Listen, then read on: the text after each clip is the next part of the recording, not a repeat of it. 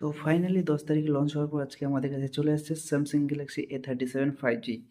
আমার কাছে যেটা আছে এটা হচ্ছে তোমার হচ্ছে ৮ ২৫৬ আরেকটা আছে, আরেকটা ভেরিয়েন্ট আছে তোমার হচ্ছে ৮ ১২৮। ঠিক আছে, তো আমার কাছে যেটা আছে এটা হচ্ছে ৮ ২৫৬। তোমরা ইউটিউবে অনেক ভিডিও দেখেছো, অনেক রিভিউ দেখেছো এই নিয়ে।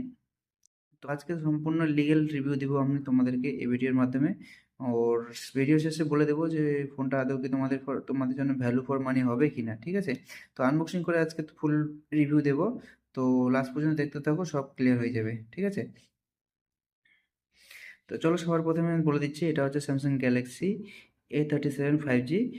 আর এটা হচ্ছে আমার কাছে যেটা আছে এটা হচ্ছে ৮ ২৫৬। ঠিক আছে, তো সবার প্রথমে কী করবো, আমরা বক্সটাকে ওপেন করব।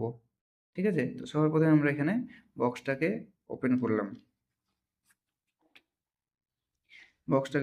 এরকম দুটো পার্ট। ঠিক আছে, এখানে তোমার মোবাইল আছে, তো সেন্ড করে নিব। ঠিক আছে, যেহেতু আমি আগে বের করে নিয়েছিলাম মোবাইলটা, তাই আমি পুরো কভার টভার সব উঠিয়ে দিয়েছি। তো তোমরা এখানে দেখতে পাচ্ছ এটা হচ্ছে মোবাইল। আর এদিকে আছে তোমার, এখানে আছে তোমার একটা সিম ইজেক্টর টুল, সাথে আছে একটা type C to type C cable, type C cable, charger cable. ঠিক আছে, আর এটা কোনো কাজে নেই। আর আছে ইউজার ম্যানুয়াল, যেটা কোনো কাজে না। ঠিক আছে, তো আমরা ফোনটাকে নিয়েছি সামনে। এটার সাথে কিন্তু চার্জার থাকে না, সবার প্রথমে বলে দিই এটার সাথে চার্জার থাকে না, চার্জারটা তোমাকে আলাদা করে কিনতে হবে। ঠিক আছে, তো সবার প্রথমে লুক দেখতে পাচ্ছ তোমরা। লুক সত্যি একটা প্রিমিয়াম ফিল হয়, প্রিমিয়াম কোয়ালিটি একটা লুক, প্রিমিয়াম ফিল দিচ্ছে। ব্যাক ডিজাইনটা পুরো ক্লিন। ঠিক আছে, ক্যামেরা মডেলটা পুরো স্টাইলিশ, হাতে ধরতে কমফোর্টেবল, ওয়েটও বেশি না।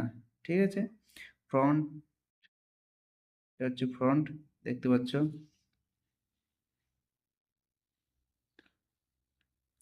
ব্যাক, তো চলে আসি এবার ডিসপ্লে আর পারফরমেন্স। ঠিক আছে, তো ডিসপ্লে এখানে তোমরা দেখতে পাচ্ছ। আমি যেহেতু ফোনটা আগে বলে দিয়েছিলাম তোমাদেরকে যে ফোনটা আমি আগে আনলক করে নিয়েছি। ঠিক আছে, তো সেই কারণে তো দেখতে পাচ্ছ এখানে আমি আমার ওয়ালপেপার সেট করে রাখছি ফোনটার।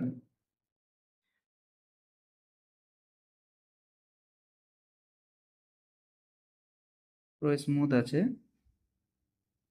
প্রথমে তোমাদেরকে যেটা দেখাই আমি সেটা হচ্ছে ক্যামেরা। ঠিক আছে, অনেকে ভাবে অনেকে ক্যামেরার জন্য ফোন নেয়, তো সবার প্রথমে আমি তোমাদেরকে ক্যামেরাটা দেখিয়ে দিচ্ছি যে এর ক্যামেরা কোয়ালিটি কেমন আছে। ঠিক আছে, এখানে ক্যামেরা কোয়ালিটি তোমরা দেখতে পাচ্ছ, আপ টু 10x জুম আছে, এখানে আপ টু 10x জুম আছে।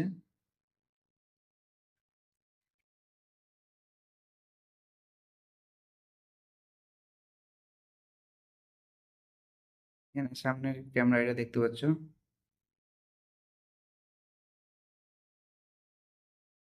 ক্যামেরা কোয়ালিটি যে অতটাও খারাপ সেটাও না, আর অতটাও যে ভালো সেটাও না, অ্যাভারেজ। ঠিক আছে, পিছনের ক্যামেরাতে পেয়ে যাবে, এখানে দেখতে পাচ্ছ 50 মেগাপিক্সেল, 12 মেগাপিক্সেল ক্যামেরা পেয়ে যাবে সাথে। আর এখানে তোমরা ভিডিও রেকর্ডিং যদি করতে চাও, এখানে তোমরা ফুল এইচডি যেটা আছে, এখানে এইচডিতে তোমরা পেয়ে যাবে 30 এফপিএস পর্যন্ত। ফুল এইচডি যেটা আছে ওখানে পেয়ে যাবে আপ টু 60 এফপিএস।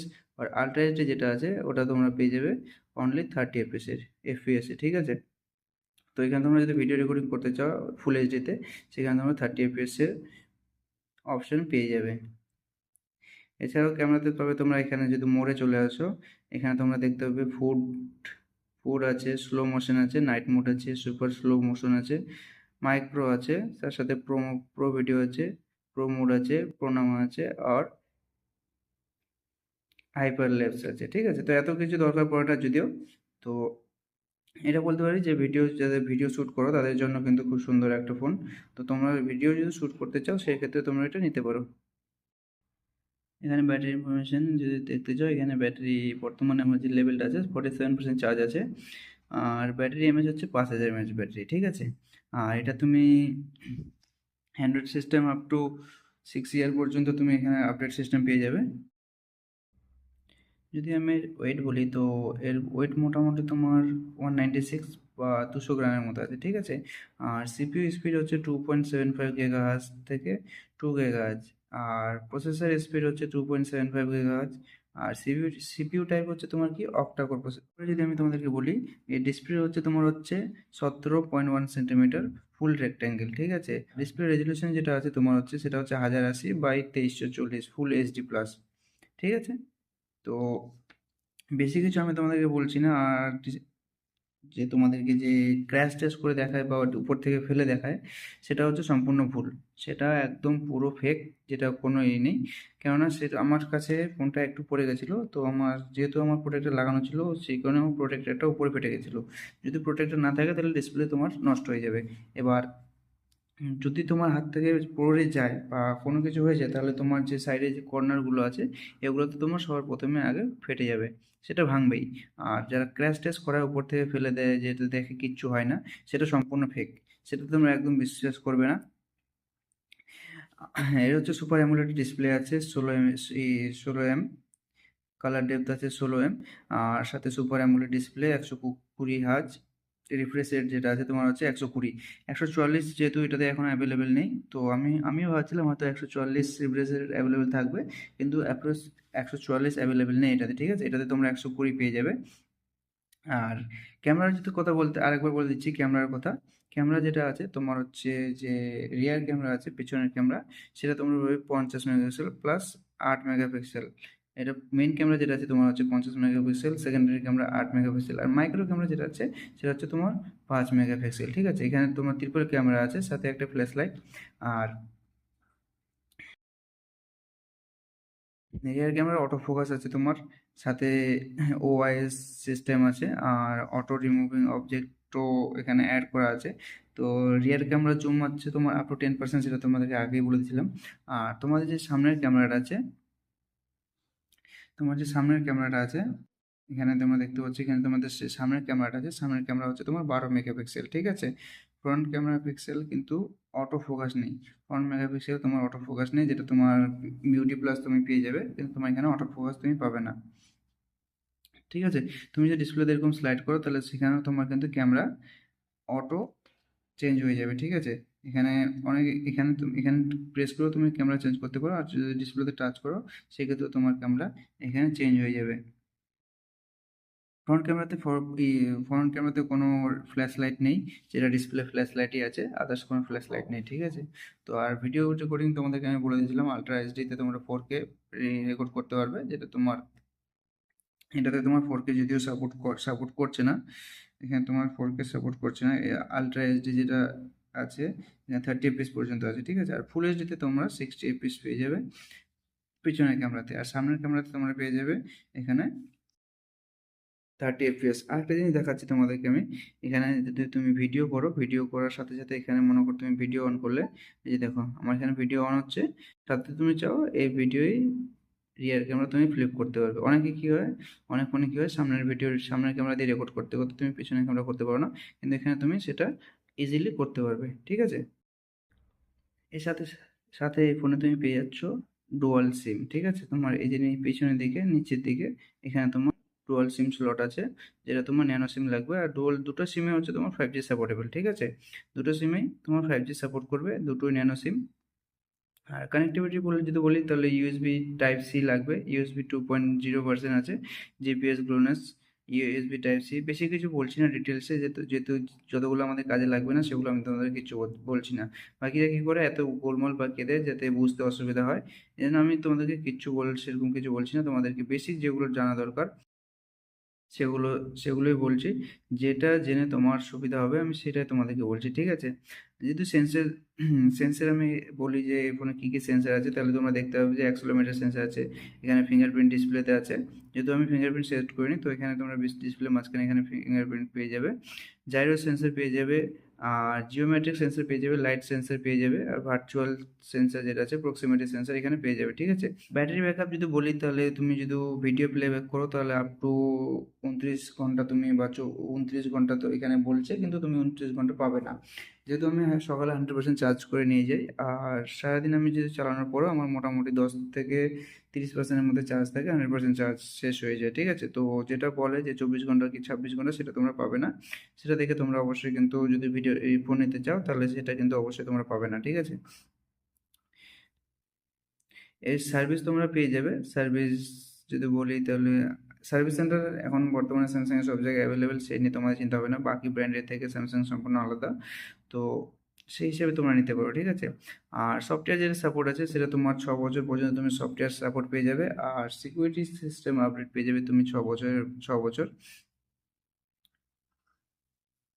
আরও কিছু এই ভিডিও, এই ফোনের ব্যাপারে কিছু জানার থাকে, যদি আরেকটা কথা বলে রাখি, যদি তুমি গেম খেলার জন্য নিতে চাও, তো সেক্ষেত্রে তুমি নিতে পারো। যদি তুমি গেম খেলার জন্য ইউজ করো এই ফোন, তাহলে সেক্ষেত্রে তুমি কিন্তু নিতে পারো, ঠিক আছে? তোমাদেরকে একটা আমি জিনিস দেখিয়ে দিচ্ছি।